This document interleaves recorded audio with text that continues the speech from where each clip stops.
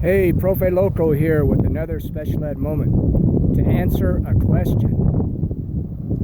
What other hands-on math activities can I give my distracted learner?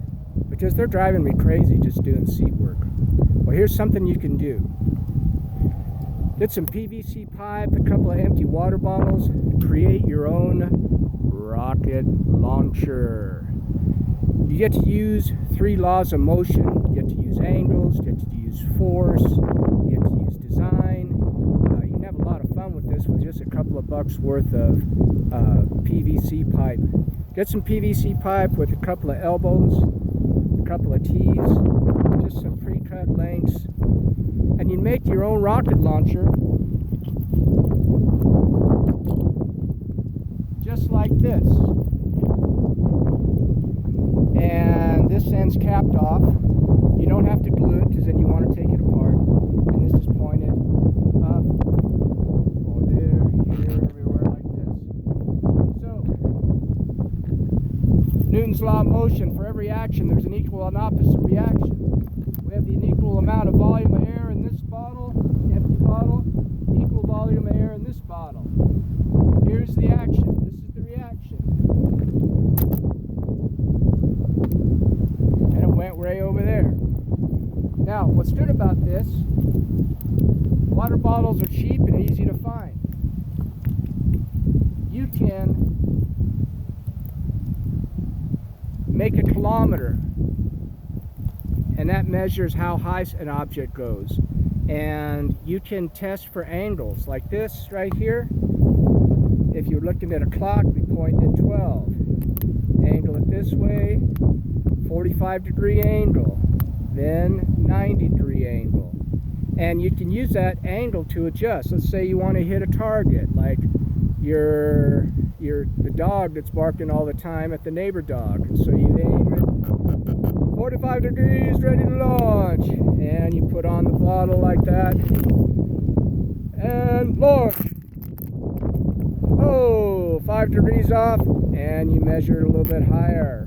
And next one, maybe a bullseye. Now, this is fun. You can do it inside the house, outside the house. You get a bigger bottle, like a 2-liter bottle, for the launch. That thing will fly. And you can make different designs. You can have a different design contest, because these things, of course, come apart. You can decorate the bottle. You put a nose cone on, like my wife had just taken off a coffee creamer thing. Ooh, silver, looks like a nose cone. We say, look kids, here's a circle, and then I'm going to cut into the radius here, and we're going to make a cone for the nose cone, and put that on like that. Ooh. What about a parachute? A parachute, what a great idea. Get a coffee filter, put some holes in it, put it loosely under the nose cone, a little bit of tape here and there, launch it, see if it works, have fun with it.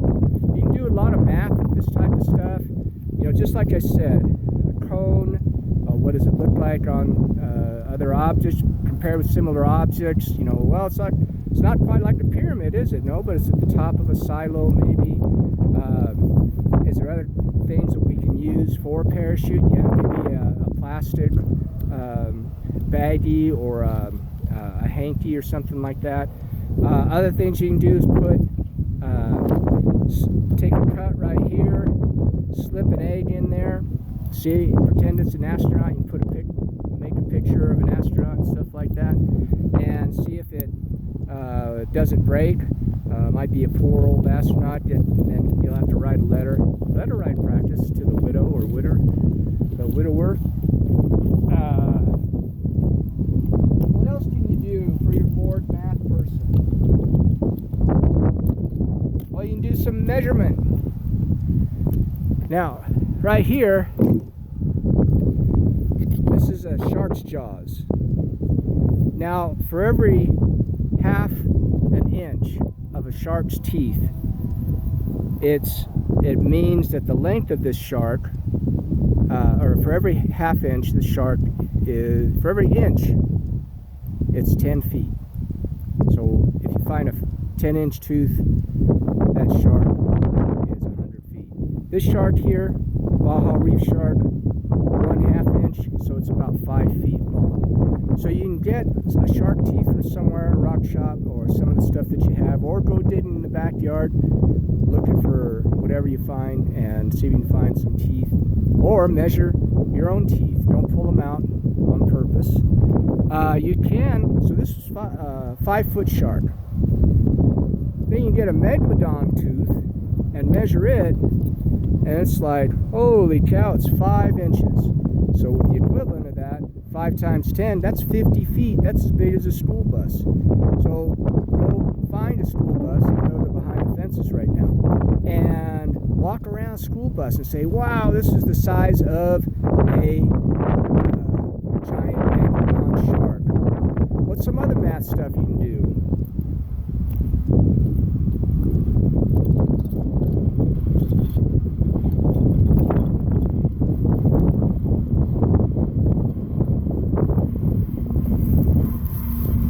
Good old bubble wrap. Drives parents crazy. Get a stopwatch and tell the kids, say, we're going to study estimation. And they go, what's estimation? Well, you'll find out here, kid. We're going to see how many of these we can pop in a certain amount of time. So you give them time and they have to estimate, well, how many do you think you'll be able to pop in 30 seconds? Well, I could do this whole thing. Okay. How many do you, little Timmy? Well, I can do 50. Let's see. So you got your stopwatch. Go. And they start popping, and then you count. And then up on the board, you graph. You make an L-shaped graph, holes popped, and people that participated, and then you graph who did more, who was closest to the most accurate, and they give them a prize. So these are all hands-on math activities you can do.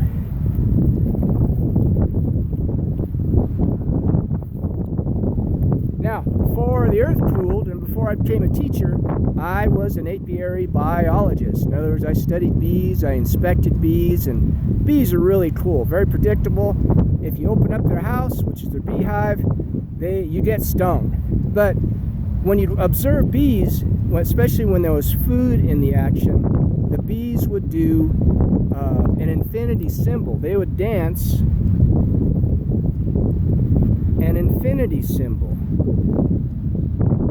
They wouldn't dance on my hand, but they would dance on top of the hive, and it would be a sign to the other bees that this bee has found food.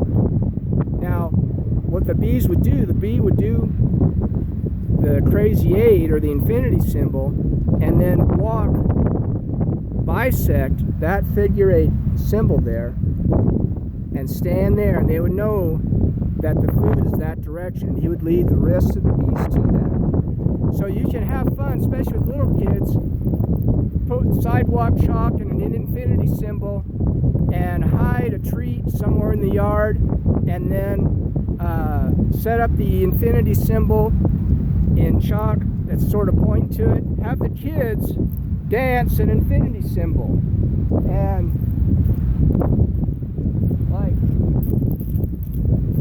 they're going all around there, and it's a movement activity. And then the head bee, whoever knows where it's hidden, draws that chalk line, bisects all this right there on where it's pointing, and then they go on a search. And so it's pretty cool. There's lots of things you can do with something like that. So if you need math activities that have a little more action, a little more active things in there, do that. This is Profe Loco. I don't know it all, but I do have about 30 years of experience with distracted learners and other kids in special needs. Hope this helps. Bye-bye.